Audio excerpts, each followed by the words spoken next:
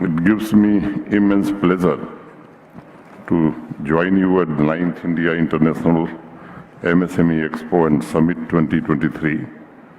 I should begin by congratulating MSME Development Forum and particularly Mr. Rajneesh Goenka for bringing together policymakers and entrepreneurs to strengthen Honorable Prime Minister Shri Narendra Modi's resolve of Make in India and Atmanirbhar Bharat, and to contribute to the economic development of industrialization of different states and UTs.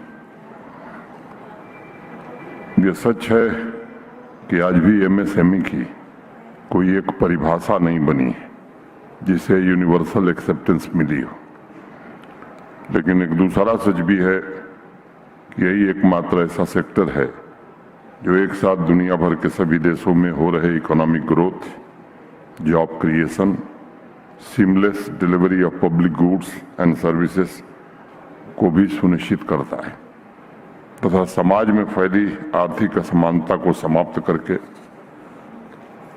एक समरस समाज बनाने में अपनी भूमिका का महत्वपूर्ण योगदान करता है। और तब मैं कह सकता हूं कि it is the backbone of economy and the key driver of rapid industrialisation. मुझे आप सबके सामने ये बात कहने में कोई गुरेज नहीं है कि मैं इसका इंतज़ार कर रहा था MSME एक्सपो का। एक ऐसा सेक्टर है जिसने देश के आर्थिक विकास को समावेशी बनाया है, इंडस्ट्रीज को एम्प्लॉयमेंट फ्रेंडली बनाया है तथा अगर मैं इंडस्ट्रियल डेवलपमेंट के दृष्टिकोण से कहूँ तो एक क्षेत्रीय संतुलन भी कायम किया है। और इसलिए आज ये समय की आवश्यकता है कि सभी स्टेक होल्डर्स के बीच संवाद भी गहरा हो, पॉलिसी मेकर और एंटरप्रेन्योर्स पार्टनर की तरह काम करें और इस सेक्टर की व्यवस्था ट्रांसपेरेंट हो, पारदर्शी हो तथा दुनिया भर में जो परिवर्तन हो रहे हैं उनके अनुकूल हो, ताकि भारत दुनिया के मैन्युफैक्चरिंग हब बनने की दिशा में तेजी से आगे बढ़ सके और सबके सपनों को सच किया जा सके।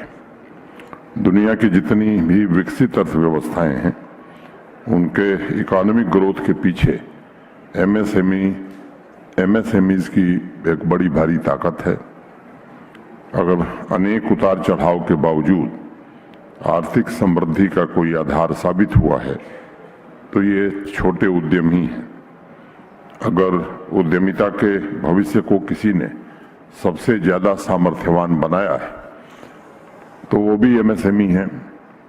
अगर रोजगार सृजन और नए इनोवेशन में गति आई है तो उसके पीछे भी MSMEs हैं।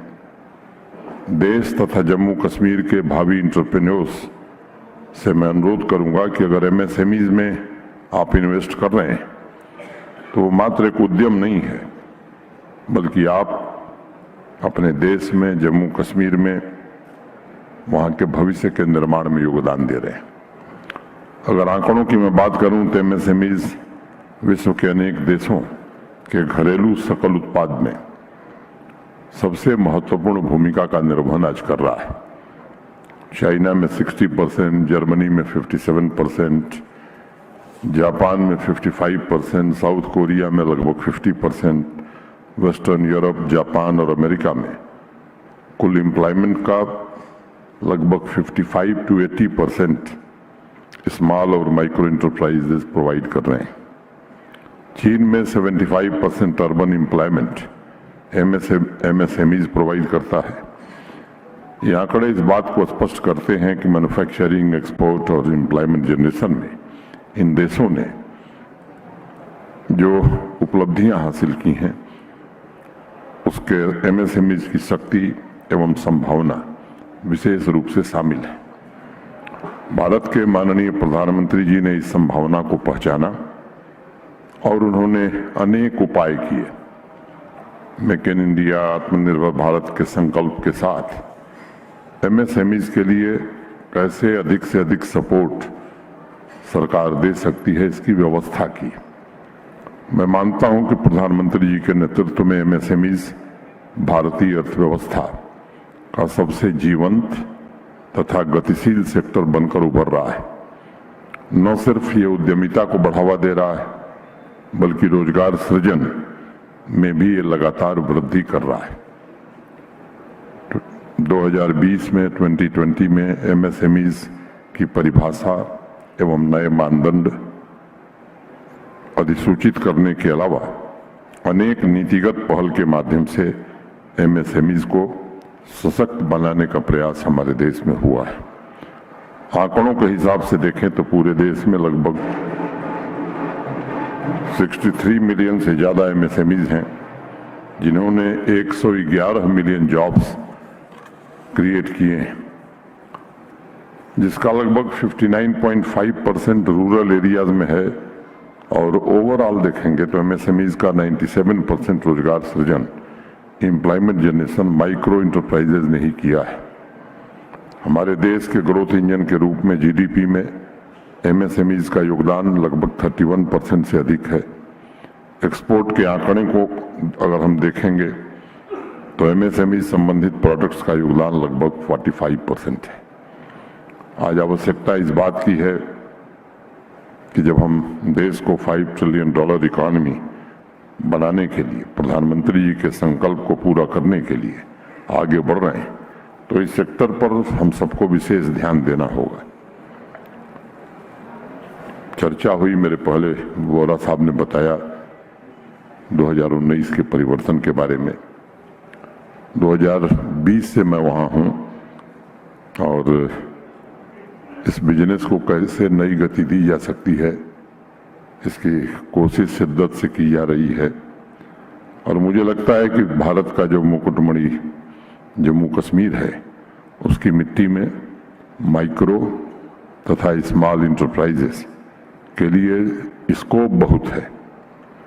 उसका दोहन हम कितना कर सकते हैं, ये आने वाला समय बताएगा। 27 अक्टूबर 2020 को मैंने अगस्त में मैं पहुंचा था, कुछ अपने साथियों के साथ, प्रेस के लोगों को मैंने एक बात कही थी कि सरकारी विभाग और पब्लिक सेक्टर अंडरटेकिंग अपने कुल प्रोक्योरमेंट का 20% एमएसएमई से खरीदें। इस साल उसे बढ़ाकर 25% कर दिया गया है। जम्मू कश्मीर में 7.09 लाख एमएसएमईज हैं और कुल मिलाकर लगभग 11 लाख लोगों को रोजगार भी ये दे रहे हैं। राष्ट्रीय परिप्रेक्ष्य में अगर हम तुलना करते हैं तो भारतवर्ष के कुल एमएसएमई का 1.9% जम्मू कश्मीर में है। और एम्प्लॉयमेंट की दृष्टि से हम देखते हैं तो करीब 1% 0.98% है। पिछले 3 सालों में इस महत्वपूर्ण क्षेत्र में तीव्र विकास के लिए तथा मौजूदा रुकावटों को दूर करने के लिए अनेक उपाय किए गए हैं। स्वयं भी व्यक्तिगत रूप से मैं रुचि लेता हूं। अनेक इस प्रकार के इंटरवेंशन किए गए हैं जिसका असर अब जमीन पर दिखने लगा है। अभी कल ही मैं उद्यम रजिस्ट्रेशन के पोर्टल पर मौजूद डेटा बेस मोबाइल फोन पर देख रहा था। मुझे आपको बताते हुए खुशी है कि जम्मू कश्मीर के 2,81,000 एमएसएमईज आज उद्यम पोर्टल पर रजिस्टर्ड हो गए हैं और उन्हें एमएसएमई मंत्रालय द्वारा चलाई जा रही योजनाओं का लाभ भी मिलने लगा है। शोपियां, जिसे 2019 के पहले किसी दूसरे कारण से जाना जाता था, वहाँ 7,000 से ज्यादा माइक्रो और स्मॉल इंटरप्राइजेज आज ऑपरेशनल। पुलवामा की चर्चा आपने दूसरे कारणों से सुनी होगी। आज वहाँ 21,414 माइक्रो और स्मॉल इंटरप्राइजेज ऑपरेशनल है। अनंतनाग, बारामूला, कुलगाम जैसे जिलों में भी एसएमईज का एक मजबूत नेटवर्क स्थापित हुआ है। ये सच है कि भौगोलिक दृष्टि से कठिन जिले बांदीपुरा के भी पोटेंशियल को रियलाइज करने में हमें सहायता मिल रही है। लगभग 7200 माइक्रो और स्मॉल इंटरप्राइजेज वहाँ ऑपरेट कर रही हैं। मैं मानता हूँ कि एमएसएमई सामाजिक बदलाव का भी सशक्त माध्यम है। जम्मू कश्मीर में पिछले 3 साल की यात्रा में ये प्रयास हुआ है कि वुमेन एंटरप्रेन्योर्स के पोटेंशियल को भी पर्याप्त अवसर मिले। 74,000 से ज़्यादा माइक्रो और स्मॉल इंटरप्राइजेज आज हमारी बहनें चला रही हैं। हालांकि राष्ट्रीय स्तर पर अगर मैं तुलना करूंगा तो अभी हम पीछे हैं, लेकिन पीछे होने के बावजूद 16 राज्यों से हम बेहतर हैं। आज हमारा परफॉर्मेंस इस बात का प्रतीक है कि जम्मू कश्मीर में पूरी तरह से शांति और स्थिरता कायम करने में हम सबको सफलता मिली है। अभी G20 के टूरिज्म वर्किंग ग्रुप की जो बैठक हुई, वो उसमें जिस तरह से जम्मू कश्मीर की आवाम ने सहयोग किया, देश नहीं दुनिया के 27 देशों में एक विशेष प्रकार का संदेश गया है। माननीय प्रधानमंत्री जी के नेतृत्व में जम्मू कश्मीर के लिए 2021 में एक नई इंडस्ट्रियल स्कीम बनी थी। आज मैं कह सकता हूं कि देश के किसी राज्य से बेहतर इंसेंटिव जम्मू कश्मीर में हम दे रहे हैं और मुझे लगता है कि इसने एक नया रास्ता जम्मू कश्मीर में औद्योगिकीकरण के लिए, इंडस्ट्रियलाइजेशन के लिए खोला है। केवल इंडस्ट्री नहीं, आम नागरिकों की आकांक्षाओं को पूरा करने में यह मदद देगा। मेरे लिए व्यक्तिगत रूप से इंडस्ट्री का मतलब आर्थिक विकास द्वारा राष्ट्र निर्माण, सामाजिक उद्धार और समावेशी विकास है। उस अर्थ में कहना उचित होगा कि इंडस्ट्री ही किसी भी क्षेत्र की रीढ़ होती है जो नागरिकों को स्वावलंबी और उनके जीवन स्तर को बेहतर बनाती है। ऐसा वातावरण जम्मू कश्मीर में तैयार करने का प्रयास किया गया है जिससे उद्योगों और आम नागरिकों की आकांक्षाओं का विस्तार हो। हमने जेम में भी लोकल फिल्टर ऑपरेशनल किया है ताकि स्थानीय एमएसएमईज को बढ़ावा मिल सके। कोविड के पश्चात एमएसएमईज का रिवाइवल सुनिश्चित करने के लिए एमएसएमई मिनिस्ट्री के साथ इस साल जनवरी में बातचीत करके रैंप स्कीम भी शुरू की गई है। इसके जरिए अनेक इंटरवेंशंस को लागू करने में मदद मिल रही है। जरूरतमंद एमएसएमईज के लिए क्रेडिट एक्सेस और मार्केट एक्सेस सुनिश्चित करने की कोशिश हो रही है।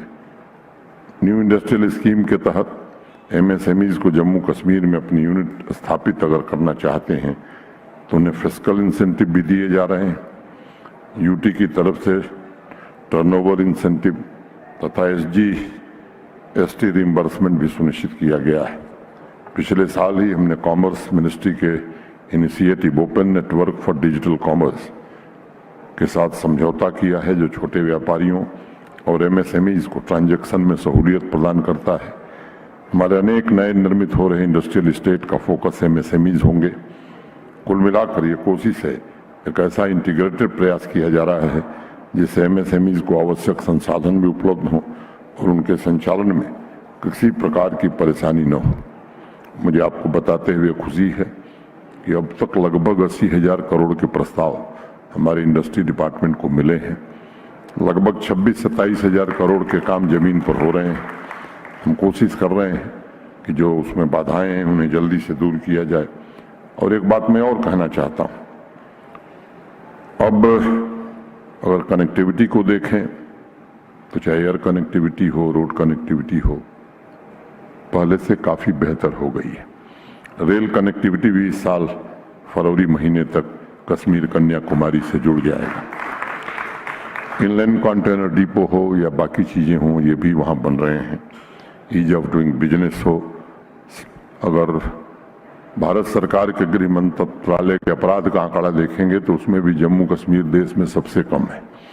बिजली का रेट देश के किसी राज्य से सबसे सस्ती बिजली हम उद्योगों को दे रहे हैं। ईज ऑफ डूइंग बिजनेस या जो भी चीज़ें हैं, मैं कह रहा हूँ कि प्रयास पिछले 3 वर्षों में काफ़ी हुआ है। रिटर्न ऑन इन्वेस्टमेंट देश के अन्य राज्यों की तुलना में कई गुना ज़्यादा है। सभी 20 जनपदों को एक्सपोर्ट हब के रूप में कैसे विकसित किया जा सके, 1 डिस्ट्रिक्ट 1 प्रोडक्ट हमारी प्राथमिकता है। ये सच है कि विशाल प्राकृतिक साधन और हमारी 65% वर्कफोर्स ये नौजवान हैं। टूरिज्म का जिक्र हुआ, मेरे पहले बोहरा साहब ने, कोहली साहब ने कहा कि 1,88,00,000 लोग आए थे। मैं इस साल का आंकड़ा बताता हूं कि जुलाई तक 1,27,00,000 लोग आ चुके हैं और ये संख्या इस बार 2.25 करोड़ के ऊपर जा रही है। 1.5 लाख करोड़ रुपए के हाईवे और टनल के प्रोजेक्ट आज जम्मू कश्मीर में चल रहे हैं। लगभग 20 लाख से ज्यादा ई ट्रांजैक्शन रोज हो रहे हैं। रूरल अर्बन डिवाइड कैसे खत्म हो, इसकी कोशिश की जा रही है। एक आंकड़ा और मैं जिक्र करना चाहता हूं आपसे कि VIC के 21-22 के आंकड़े के मुताबिक एक साल में PMEGP के तहत 21,640 मैन्युफैक्चरिंग तथा सर्विस यूनिट स्थापित करके जम्मू कश्मीर पूरे भारत में पहले स्थान पर है। 3-4 वर्षों में विभिन्न स्कीमों के तहत अनेक युवाओं को, अनेक बहनों को हमने रोजगार के साधन उपलब्ध कराए हैं। सैफरन हो, एप्पल हो, वॉलनट हो, चेरी हो, आलमंड हो, ये ऐसी चीजें हैं जो सबसे सुविधापूर्वक हमारे यहाँ ज़्यादा उपलब्ध होती हैं और इनकी प्रोसेसिंग कैसे की जा सकती है। मैं MSMEs के सभी भाइयों का आह्वान करना चाहता हूँ कि आपके लिए integrated processing facility, mega food park, cold chain, logistic, इन सभी क्षेत्रों में अपार संभावनाएं हैं। इस सेक्टर में बुनियादी ढांचे को तैयार करने के लिए भी एक जबरदस्त कोशिश हो रही है और ख़ास तौर से एग्रीकल्चर और रिलायड सेक्टर के लिए एक होलिस्टिक एग्रीकल्चर डेवलपमेंट प्लान हमने बनाया है। देश के अनेक कृषि विशेषज्ञों को शामिल करके और बजट के अलावा 5,013 करोड़ रुपए आने वाले 4 वर्षों में हम और खर्च कर रहे हैं। ये सच है कि देश का 2/3 एप्पल हम ही प्रोड्यूस करते हैं, लेकिन इसमें हमारे पास संभावना है कि इस पैदावार को हम 3 गुना बढ़ा सकते हैं। अनेक इस प्रकार की कोशिशें हैं। एक अनुरोध मैं और करूंगा कि न्यू इंडस्ट्रियल सेक्टर स्कीम जो हमारी है, मैं आप सबसे कहूंगा कि आप इसको एक बार आप देखिए। अनेक प्रकार के इंसेंटिव दिए गए हैं। उसमें कैपिटल इन्वेस्टमेंट इंसेंटिव भी है। A और B कैटेगरी के 2 जोन हैं, उसमें B कैटेगरी में ज़्यादा है। कैपिटल इंटरेस्ट सबवेंशन स्कीम भी हमारे यहाँ चल रही है। Goods and services tax linked incentive, मैं डिटेल में नहीं जा रहा हूं, बस हम एक लाइन पढ़ता हूं कि upper limit of incentive under this component shall be 300% of the eligible value of investment made. मैं आपसे अनुरोध करूंगा कि इस स्कीम को एक बार पढ़िए और मैं जिम्मेदारी से बात कहना चाहता हूं कि देश में सबसे बेहतर इंसेंटिव देने वाला राज्य जम्मू कश्मीर है।